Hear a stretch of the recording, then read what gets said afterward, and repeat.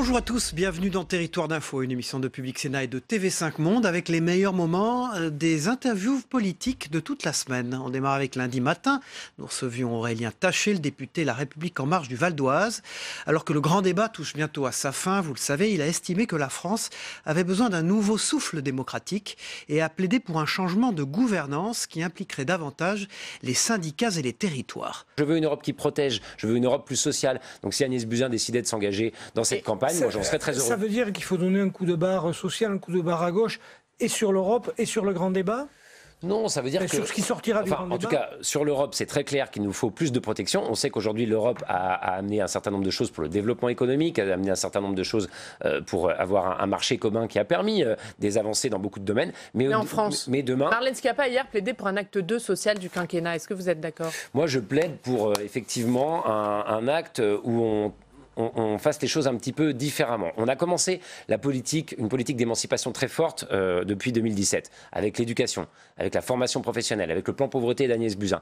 Il faut poursuivre dans cette voie, effectivement. Il faut peut-être imaginer des choses. Là, encore une fois, je vais reparler des territoires. On a la loi LOM qui arrive. On a un certain nombre de... la loi mobilité, d'Elisabeth Borne. Moi, je suis élu à Cergy. Vous savez, quelque chose qui serait très social pour mes concitoyens, c'est que le RER fonctionne mieux. Quelque chose, parce qu'ils ont des difficultés pour se déplacer. Quand vous devez aller travailler le matin et que vous mettez 2 heures, vous avez l'impression d'être discriminé, vous avez l'impression de vivre une inégalité. Ça, ce serait extrêmement important. On a aussi dans cette loi des dispositions qui visent à mieux protéger les chauffeurs de VTC, ces nouvelles professions qui sont peu protégées. Mais plus, ou pas en tout cas, il en faut encore. Il en faut dans des domaines où on n'en a peut-être pas pris jusqu'ici. Et il faut aussi... Lesquels alors ? C'est ce que je vous disais par exemple sur la question des transports. Et il faut aussi peut-être construire ces mesures différemment. Moi, je crois qu'on a besoin d'un nouveau souffle démocratique. On a besoin par exemple de donner plus de place aux syndicats et de travailler avec eux pour imaginer des solutions qui soient adaptées. Beaucoup des questions qu'on a eu à traiter ces dernières semaines et ces derniers mois et qui ont été à l'origine de la crise des Gilets jaunes auraient pu être traitées différemment si elles avaient été construites à partir des territoires. Je prends la hausse du carburant. La hausse du carburant, qui a pensé à se tourner vers son syndicat pour dire... Tiens, peut-être qu'on pourrait négocier des aides pour se déplacer, une baisse du carburant avec les entreprises au niveau local. Il faut imaginer les choses de manière totalement différente et donc un nouveau souffle démocratique. La vraie tête de liste, c'est le président de la République. Ça veut dire que si ça ne marche pas, cette élection européenne, il emportera la responsabilité ? Non, mais il y aura une tête de liste de désigné très prochainement et qui mènera la campagne. Mais c'est vrai qu'Emmanuel Macron, depuis son élection et depuis même qu'il a commencé à s'engager dans le débat public, a toujours fait de cette question de l'Europe une de ses priorités. On sait bien que la République En Marche, même, s'est très largement constituée et fondée autour de cette idée, car il y avait dans les différentes familles politiques françaises, à droite comme à gauche, des gens qui étaient des fervents défenseurs du projet européen et qui, dans leur famille politique, devaient composer avec des gens qui étaient contre l'Europe. C'est une des choses qui a réuni les gens derrière Emmanuel Macron et donc c'est normal qu'il continue d'amener cette vision très forte depuis son élection. Pour parler de sa vision de l'Europe, il s'exprime à la télévision italienne, il publiera une tribune dans différents journaux européens. Est-ce qu'il ne va pas d'abord s'adresser aux Français avant de s'adresser aux Européens ? Moi je pense qu'une bonne manière aussi de faire vivre le débat européen et de dire que l'Europe est ce qui est aujourd'hui le mieux à même de protéger les Français, c'est de l'incarner, c'est de la faire vivre et donc de pouvoir s'exprimer. En Italie, c'est important. On a beaucoup commenté ces dernières semaines les polémique entre l'Italie et la France, avec ce ministre de l'Intérieur, Matteo Salvini, qui ne cherche finalement que l'embrasement, et le leader du mouvement 5 étoiles aussi. Emmanuel Macron lui démontre qu'il ne s'inscrit pas là-dedans, qu'il souhaite une coopération entre nos pays qui se renforce, qu'il souhaite entretenir cette amitié séculaire, multiséculaire entre la France et l'Italie, et ça l'honore. Vous avez vu, la rue bouge en Algérie encore tout le week-end. Qu'est-ce que vous pensez de ce sujet ? Quand une jeunesse et un peuple se mobilisent pour l'avenir de son pays, c'est quelque chose qu'il faut, à mon avis, voir comme quelque chose de positif. On a besoin d'avoir une Algérie qui, effectivement, retrouve totalement, un peuple algérien qui retrouve la maîtrise de son destin et d'avancer aussi ensemble. Il y aura en juin, à Marseille, un sommet des 2 rives entre les pays du sud de l'Europe et les pays du nord de l'Afrique, qui sera consacré à la coopération entre les sociétés civiles de nos 2 pays. On a besoin de tracer un projet d'avenir commun autour de la Méditerranée avec les peuples du Maghreb et avec les peuples du sud de l'Europe. Et on a besoin pour ça que ces peuples retrouvent de la maîtrise de leur destin. Donc je suis évidemment avec attention ce qui se passe en Algérie et bravo à ceux qui se mobilisent pour reprendre leur destin en main. Vous avez dit, répondant à une question de France 5, vous me posez la question pour une jeune fille de 12 ans qui porterait le voile et serait élevée dans une famille musulmane. Vous ne me poseriez pas la question sur une famille catholique, une jeune fille à qui on mettrait un serre-tête. La question à laquelle je répondais était effectivement celle finalement de savoir si oui ou non des élus, l'État à avoir un avis sur les convictions religieuses et sur l'éducation qui est donnée par les parents à leurs enfants. Et je répondais que quelle que soit la confession, l'État n'a pas à s'ingérer dans cette éducation familiale tant qu'elle protège évidemment l'enfant, tant que ses droits ne sont pas mis en danger, tant que les lois sont respectées. Et donc j'ai eu cette comparaison malheureuse, il faut bien le dire, entre le voile islamique et un serre-tête, puisqu'évidemment le serre-tête n'est pas un accessoire religieux. Mardi, c'est Jean-François Copé, le maire LR de Meaux, qui était sur notre plateau. L'ancien président de l'UMP a réagi à la tribune publiée par Emmanuel Macron dans plusieurs médias européens, en indiquant qu'elle correspondait parfaitement à ses propres convictions européennes. Oui, j'aurais pu l'écrire. Je vais même vous dire mieux, c'est que lorsque je l'ai lu, je me suis dit que cette tribune, elle aurait dû être écrite par ma famille politique. Vous n'auriez pas retiré un mot de cette tribune? On peut toujours discuter de telle ou telle chose, mais à la fois l'esprit profondément européen, qui est celui de la droite de gouvernement à laquelle j'appartiens. Les quelques mesures qui me paraissent absolument essentielles, qu'on aurait dû faire progresser depuis bien longtemps, que ce soit la sécurité de nos frontières, que ce soit la question de la protection de l'Europe en matière de marché public, que ce soit bien sûr les questions de cybersécurité ou même d'intelligence artificielle, puisque enfin ça rentre un peu dans le débat. Tous ces sujets, ça devrait être ceux de la droite républicaine.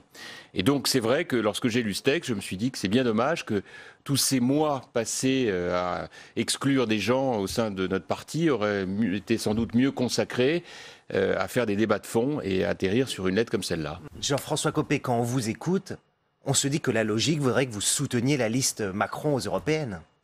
Oui, enfin, j'en suis pas là pour l'instant.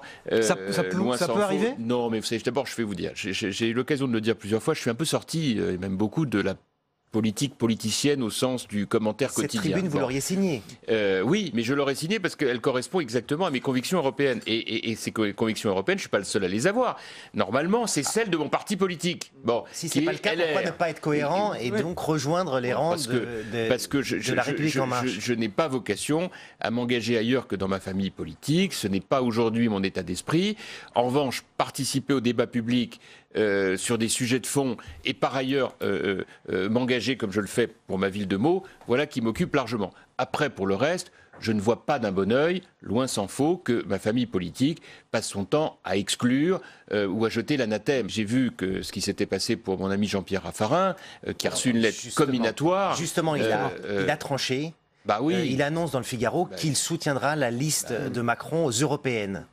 Oui, mais parce que tout ça est parti de la lettre comminatoire que le président de Républicain lui a adressée, le convoquant, le sommant de s'expliquer devant notre bureau politique. Bon, Jean-Pierre Raffarin, c'est quand même pas n'importe qui, il a été Premier ministre, il a été l'un des grands patrons de notre famille politique. Je suis pas sûr que ce soit génial de jeter systématiquement l'anathème sur des personnalités plus centristes, qui sont quand même consubstantielles de notre famille politique. Sinon, on se rabougrit, et c'est ce que je regrette. Voilà. Comment est-ce que la France peut s'emparer de cette question de l'intelligence artificielle ? Il y a eu le rapport de Villani. Qu'est-ce qu'elle doit faire sur cette question ? Écoutez, notre sujet de ce début de XXIe siècle, c'est de voir comment nous, Français, et nous, Européens, avec l'intelligence, l'expérience, les capacités de compréhension des grands sujets, on peut faire de notre continent et de notre pays une IA, intelligence artificielle, nation, face aux Américains d'un côté et aux Chinois de l'autre. Sinon, on sera mangé tout cru. C'est ça l'enjeu aujourd'hui. Et donc, pourquoi est-ce que j'ai parlé de démocratie ? Tout simplement parce qu'aujourd'hui, la démocratie, elle est rendue vulnérable. Elle est rendue vulnérable par d'abord les cyberattaques de toute nature, les fausses informations, les fake news, les infiltrations qui peuvent arriver par les réseaux sociaux, les fameux algorithmes qui sont biaisés, et puis d'autre part, par le fait que sur le plan strictement économique, et vous l'avez très justement souligné, d'un côté les Américains avec les fameux Google, Amazon, Facebook, de l'autre les Chinois qui ont leur équivalent, les BATX, sont en train de prendre absolument la totalité de la maîtrise technologique et notamment des données, les fameuses data. Donc nous, on est au milieu, on est en train de regarder tout l'Europe cela. n'a pas réagi à ça? Eh bien, l'Europe... Emmanuel Macron, il peut être sensible à ça, il s'était intéressé à ces questions. Alors justement, il s'était intéressé à ces questions et moi j'étais très malheureux de voir que dans la lettre aux Français qu'il a adressée, le mot même d'intelligence artificielle n'y était pas. Alors c'est dans la tribune cette fois-ci. Alors voilà, je vais vous dire, c'est la première chose que j'ai regardée d'ailleurs. Donc est-ce qu'il avait entendu ce message? J'imagine qu'il y a peut-être quelqu'un chez lui qui l'a entendu. Parce que c'était quand même inimaginable. C'est un défi absolument essentiel. Alors, pourquoi est-ce qu'on n'y arrive pas? Vous posez la bonne question. On n'y arrive pas tout simplement parce qu'on est trop lourd en Europe. On est trop lourd parce qu'on est tellement empesé par les habitudes acquises, par les lourdeurs technocratiques qu'on connaît bien, qu'on est incapable de taper du poing sur la table et de dire on va créer un géant européen dans un certain nombre de domaines. Et par exemple, les télécoms. De ce point de vue, moi j'étais effaré, pour ne pas dire effondré, de voir le refus de la fusion entre Alstom et Siemens dans le domaine industriel. Mercredi matin, c'est le coprésident du mouvement radical et maire de Nancy, Laurent Hénart, qui était notre invité sur ce plateau. Au lendemain de l'attaque de la prison de Condé-sur-Sarthe, commise par un détenu passé par la prison de Nancy, justement, ce dernier a plaidé pour que les maires puissent avoir un accès aux informations concernant les fichiers S, précisant qu'il fallait aller vite sur ce sujet. Je pense que la question que vous posez, c'est une question récurrente, qui est de savoir s'il faut, dans le système pénitentiaire français, avoir des lieux réservés pour les personnes radicalisées, pour qu'elles ne puissent pas faire du prosélytisme, en fait. Recruter et rayonner autour d'elles. Ma question, c'est sur Nancy. Vous êtes maire de Nancy. Est-ce que vous y aviez eu, vous, des informations neuve, donc privilégiées là-dessus? Elle est matériellement en bon état, si vous voulez. Elle n'est pas en surpopulation. C'est une prison qui est récente, qui a été livrée il y a une dizaine d'années. Donc, c'est une prison sur laquelle, évidemment, on a des problèmes d'effectifs. Mais ça, c'est général en France. On sait tous que le nombre de gardiens, le personnel pour surveiller les détenus et pour globalement administrer la prison, on sait tous que le personnel n'est pas en effectif suffisant. En revanche, c'est une prison, je dirais, plutôt où la situation est plutôt maîtrisée. Vous n'aviez pas d'informations privilégiées ni sur ce détenu, ni sur le fait que la prison... Ça, c'est un autre sujet que celui que vous évoquez. C'est le fait d'associer plus les maires au suivi des fichiers S et globalement du fichier S. Le gouvernement a dit qu'il le ferait. Oui, mais c'est toujours pas fait. Oui. D'accord. Non, mais je veux dire, je partage le point de vue du gouvernement. Il faut le faire. Ne serait-ce que parce qu'on recrute pour toute une série de services publics sensibles, dans le domaine éducatif, dans le domaine de l'action sociale. Je pense que les patrons d'exécutifs locaux doivent être associés au suivi de la chose, comme on est associé à la prévention de la délinquance, comme on est associé aux mesures de lutte d'anticipation et de prévention du terrorisme, et notamment de sécurisation. Au gouvernement de tenir sa promesse, c'est-à-dire que les préfets vous donnent des informations sur les fichiers S. Oui, je pense qu'il faut aller vite sur ce point. Est-ce que vous avez une idée de l'ampleur de la radicalisation dans une région comme la région Grand Est ou dans Nancy, la Meurthe-et-Moselle? Est-ce que c'est une région plus sensible sur ces questions que d'autres? Globalement, l'Est de la France est évidemment particulièrement exposé parce que c'est une région frontière. Qu'on parle de la Moselle, des deux départements alsaciens, de la Meurthe-et-Moselle, c'est clair que parce que nous sommes une région de passage, évidemment qu'il y a des mouvements de radicalisation sûrement plus forts que dans d'autres régions intérieures, on va dire. Nous, on a en plus une particularité qui est d'être tourné vers l'Est, avec, vous le savez, les fameuses filières tchétchènes, qui créent une radicalisation mêlée à la criminalité. Est-ce que le mouvement radical va officiellement soutenir la liste d'Emmanuel Macron aux européennes? Alors, effectivement, c'est le congrès du choix européen, vous avez raison, que le congrès radical du 9 mars. Le débat, il est très simple. Le président a publié une tribune. Je pense sincèrement que les radicaux se retrouvent dans la tribune. Voilà. À la fois le constat, qui est de dire que l'Europe est dans une situation historique périlleuse, avec la montée du populisme dans tous les pays, le même péril que celui qu'on a connu après la chute du mur, où il a fallu réinventer quelque chose. Et puis les orientations qu'il trace, qui sont quand même dans le prolongement de son discours de la Sorbonne, mais avec des choses plus concrètes, sont des orientations qu'on peut partager. Le vrai débat, en fait, entre le mouvement radical et En Marche, c'est de savoir dans quel état d'esprit on est sur cette élection. Soit on fait une élection pour l'Europe, et je dirais par l'Europe. Et on dit on parle d'Europe, il y a un projet européen, la liste rassemble des Européens, et on peut avoir des positions nationales différentes, mais être rassemblés sur l'Europe parce qu'elle le mérite, surtout dans cette situation historique. C'est la position radicale, et c'est la position, en tout cas à titre personnel, que je défends depuis le mois de septembre déjà. Et là, il y a de la place pour une liste de rassemblement. Si c'est une liste qui est une liste, je dirais, hexagonale, la liste de la majorité gouvernementale, on fait un détournement d'élection. En fait, on fait ce qu'on reproche à Mélenchon et Marine Le Pen de faire. C'est-à-dire de traiter un sujet national par le biais d'élections européennes, quand ces partis extrémistes appellent un référendum anti-Macron. Et là, vous ferez quoi à ce moment-là? Donc dans ce cas-là, non, ça ne nous concerne pas. Sur le sujet de la fiscalité, ce matin, le gouvernement présente au Conseil des ministres son projet de loi sur la taxation des GAFA, des géants du numérique. Alors le gouvernement voulait le faire au niveau européen, il n'a pas réussi, donc il fait une solution nationale. Est-ce que c'est mieux que rien ? Ah oui, moi je suis favorable à cette taxation. Les radicaux d'ailleurs l'avaient déjà demandé avant, ne serait-ce qu'à titre d'exemple. Enfin, d'abord ça rapporte un peu d'argent, le but de l'impôt. 500 millions, c'est pas énorme. Oui, c'est symbolique surtout, c'est politique. Quand on est déficitaire au point où est déficitaire l'État, il n'y a pas de petit rendement, si je puis dire. Donc c'est une recette. 2, c'est surtout quelque chose qui montre qu'on s'attache à faire payer aussi les acteurs de cette nouvelle économie, très mobile internationalement, dématérialisée. Et moi, je suis favorable, évidemment, à la taxation des GAFA, plus généralement, d'ailleurs, à la taxation des transactions financières. Franck Riester, le ministre de la Culture, était sur notre plateau jeudi. Il a profité de son passage pour annoncer que le projet de loi sur la réforme de l'audiovisuel public serait présenté à l'été. Alors, le projet de loi audiovisuel sera présenté à l'été en Conseil des ministres. On a une date ou non? C'est l'été. L'été, vraisemblablement juin, juillet. Et ensuite, il y aura une discussion, soit à l'automne, soit début d'année 2020. Et après, vous savez qu'une discussion parlementaire, ça prend à peu près 1 an de discussion et de débat entre l'Assemblée nationale et le Sénat. Le vote. Donc vote, deuxième partie de l'année 2020.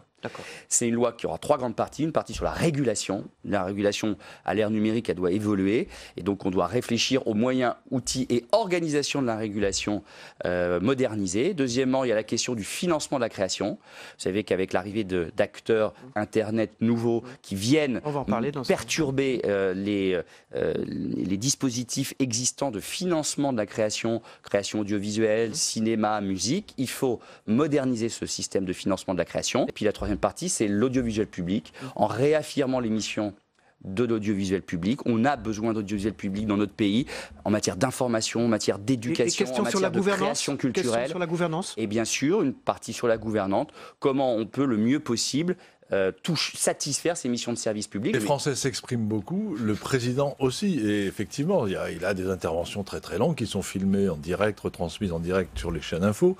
L'opposition s'en est émue, elle saisit le CSA. Est-ce qu'il n'y a pas quand même un gros problème de déséquilibre du temps de parole?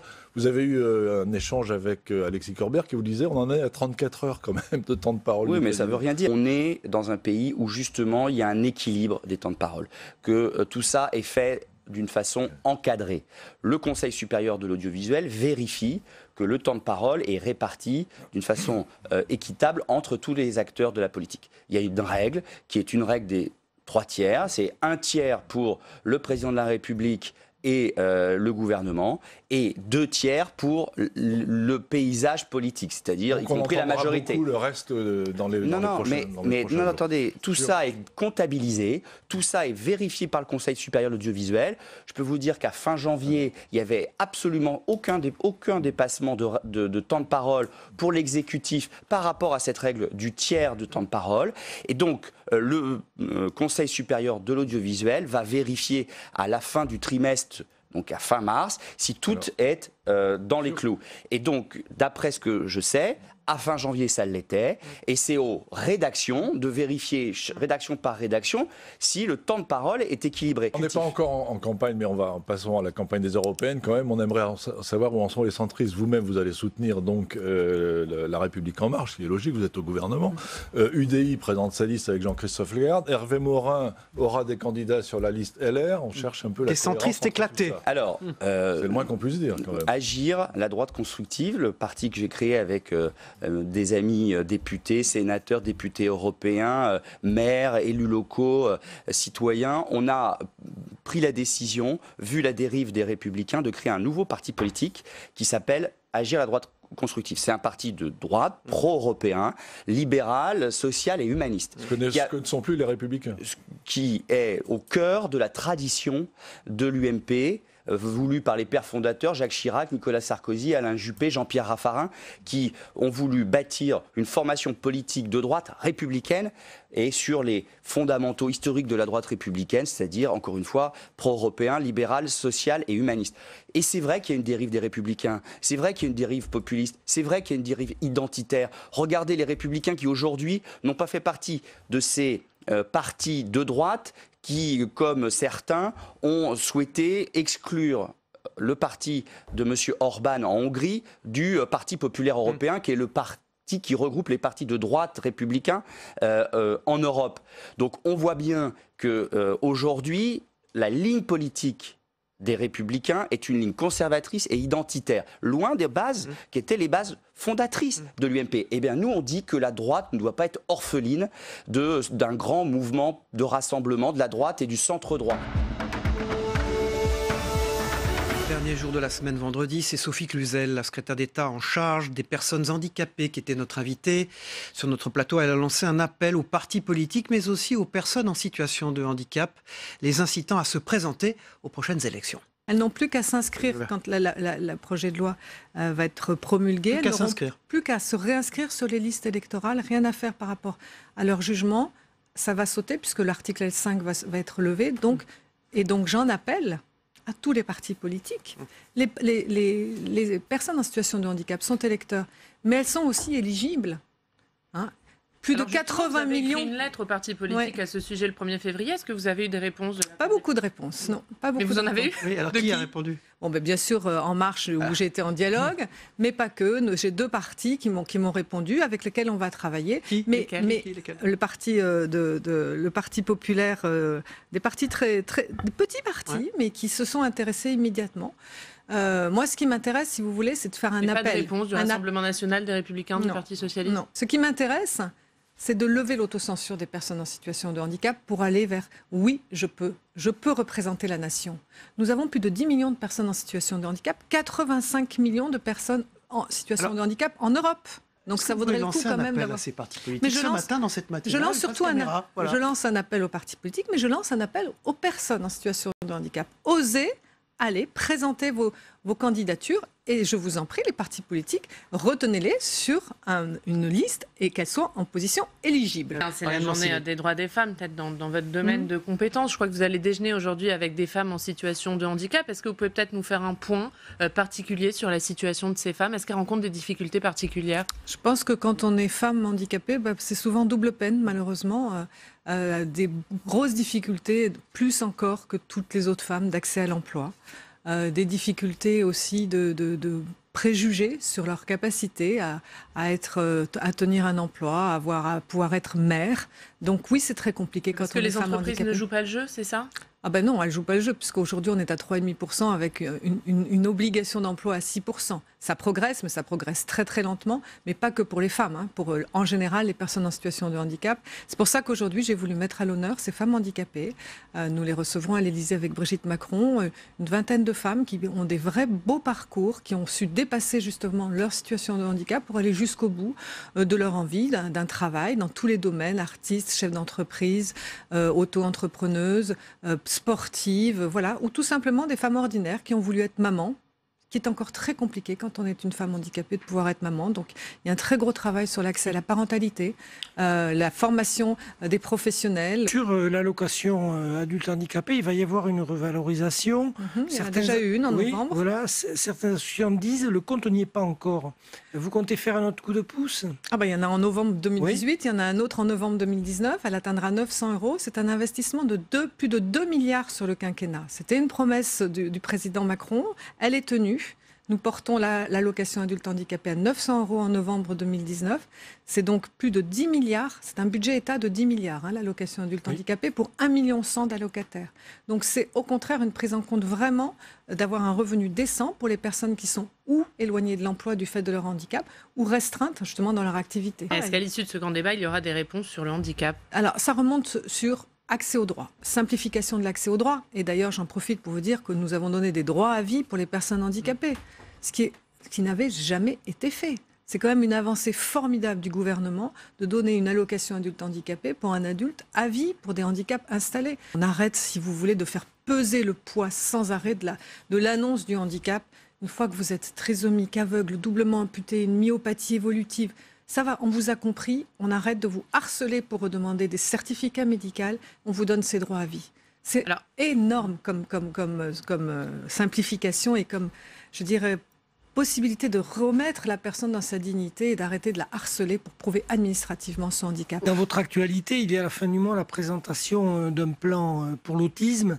Alors, grande question, la France va-t-elle enfin adopter des méthodes qui existent dans d'autres pays et qui semblent particulièrement efficientes? La stratégie nationale pour l'autisme au sein des troubles neurodéveloppementaux, que j'ai mis en place avec une grande concertation.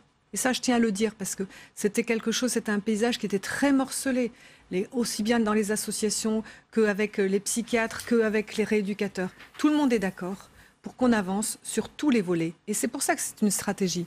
Et tout à l'heure, vous avez rappelé que je suis secrétaire d'État aux personnes handicapées, mais c'est surtout, ce qui est important, c'est que je suis rattachée au Premier ministre. Ce qui me permet de faire une vraie stratégie nationale pour l'autisme interministérielle, avec de la recherche, avec l'accès aux soins, avec l'accès au logement, l'accès à l'emploi, l'accès à l'éducation. C'est comme ça qu'on change la donne, et surtout avec une intervention précoce. Voilà pour l'actualité et les meilleurs moments des interviews politiques de la semaine. On se retrouve évidemment la semaine prochaine pour une nouvelle édition. Au revoir à tous.